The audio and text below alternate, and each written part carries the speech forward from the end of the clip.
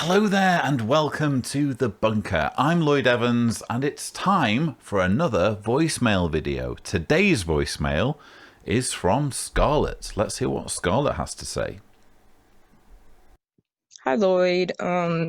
So I'm actually not Jehovah's Witness. I have never had anything to do with them. I've never been to a Kingdom Hall.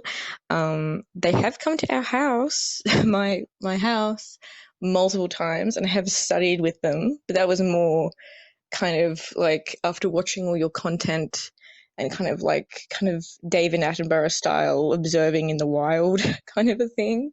It sounds a bit cruel and awful, but I kind of, after coming away from it, I didn't really come away from it kind of like laughing or feeling like they're just so brainwashed. I came away from it kind of devastated and just depressed and just, this is awful. And the next time they came around, I remember I kind of was like, but what, like trying to just like question things or just kind of being like, oh, what about this or just stuff. And then they never came back.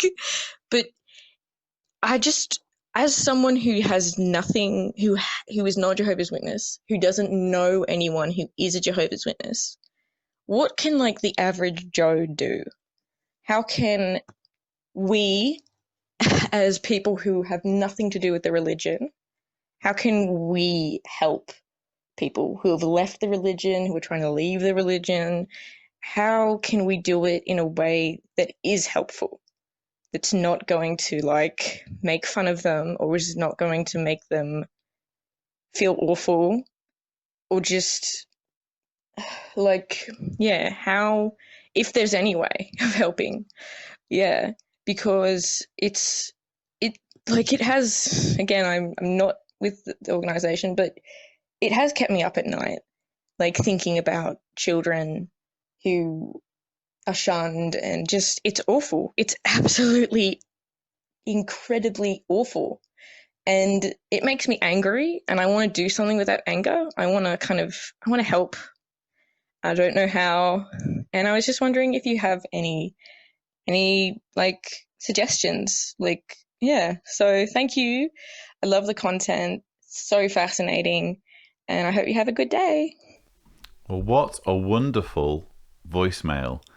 And can I just say, it's very heartwarming when I encounter people who are interested in what I'm doing on this channel or interested in, you could call it the XJW cause, despite never having been JWs. And there are a number who are supporting me on Patreon, for example. I just think it's an incredible expression of humanity to not be personally affected by something, but to have sufficient compassion. I mean, you mentioned being kept awake at night even by what's going on in this group. And I think that says an awful lot about how caring you are as a person. So thank you for being who you are, for being so caring, and for taking such an interest in what's going on. I wish more people took as much interest in what this group is doing and how it's ruining lives. As to your question, it's a bit tricky. There are things that you can do, but generally speaking, it's just about being kind and loving and non-confrontational and not going into it to try and win battles or to try and mock or try and humiliate, which I realize you weren't doing to begin with. You just wanted to, as you said, observe out of curiosity.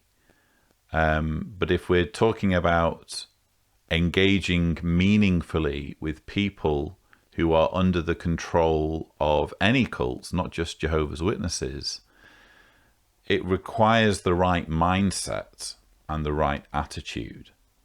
And unfortunately, there are too many examples where you see people just treating cult followers like some kind of means of amusement or entertainment, and that really is cruel. That's just exploiting people's misfortune, really. When it comes to meaningful conversations, they require having the right attitude and the right motivation. They require wanting to help, wanting to maybe plant some seeds that will lead people down the path of critical thinking and analysing their beliefs objectively. Now, unfortunately, there's a knack to it. It's been referred to as kind of an art form when it comes to having meaningful, productive conversations with people who have strongly entrenched wrong ideas and persuading them to at least consider the possibility that they're misguided or misled. That's an art form. That is very difficult. I say that as someone who has tried it myself on multiple occasions.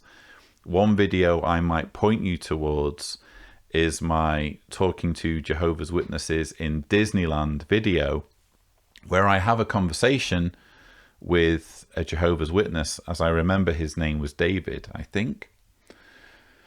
And I just tried to steer him along kind of Socratic, evidential, critical thinking based dialogue. You know, I tried to express to him the importance of having evidence for one's beliefs. You know, everyone can have beliefs, anyone can believe in anything, but what's our reason for believing? On what do we base our beliefs? What logical justification do we have for them?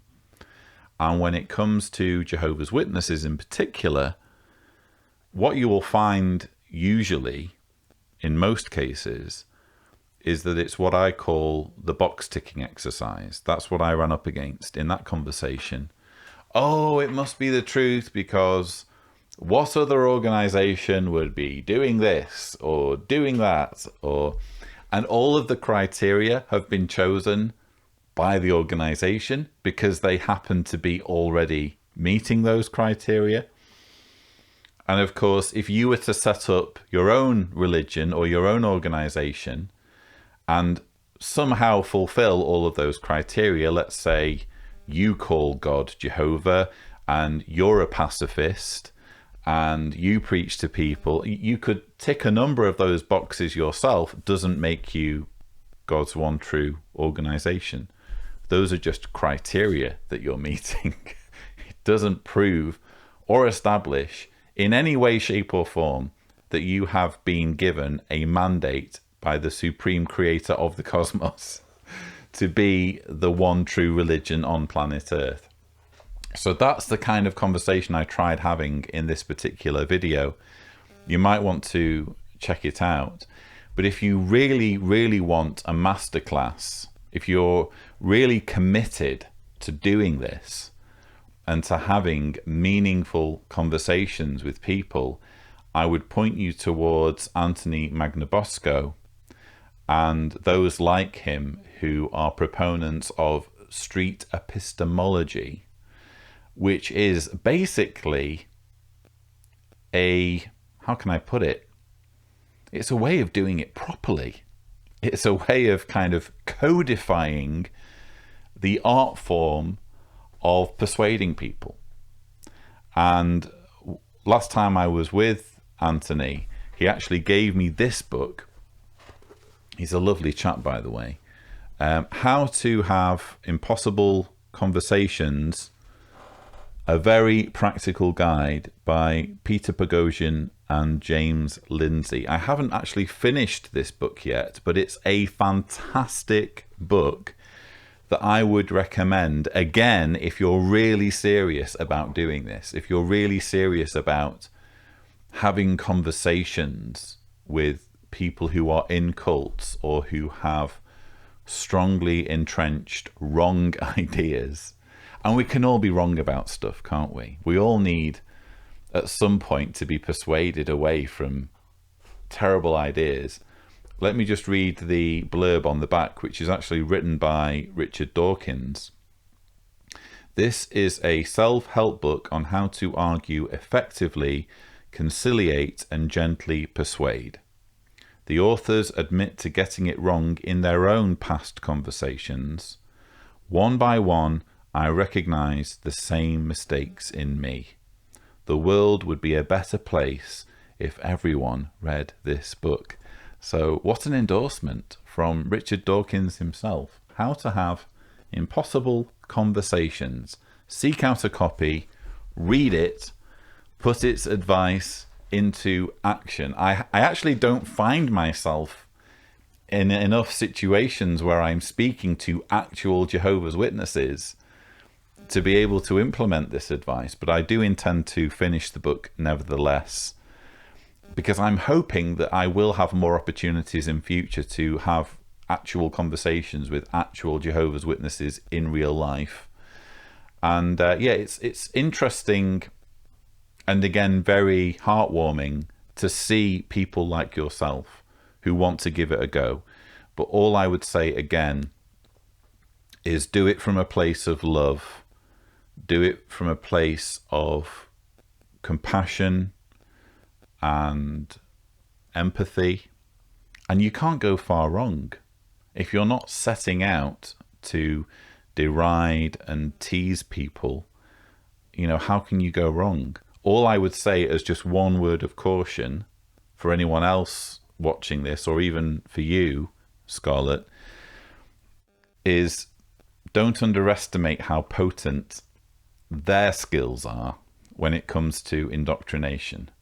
If you've got anything in your life or anything in your past that's left an open wound, let's say you've lost someone in death, or you've experienced some kind of pain or trauma, they're going to try to latch onto it, and they're going to try to use that as a selling point to get their ideas a place, like a foot in the door, so that they can push their solution of a global paradise where you'll be reunited with your loved ones and you'll eat fruit and frolic with pandas and all that sort of thing. So as silly as it may sound when you're hearing it from me, just prepare yourself that when they're pushing it, and they're pushing it with conviction, and they're pushing it with a degree of skill because they get trained on how to do it, you know, don't underestimate their powers, you know?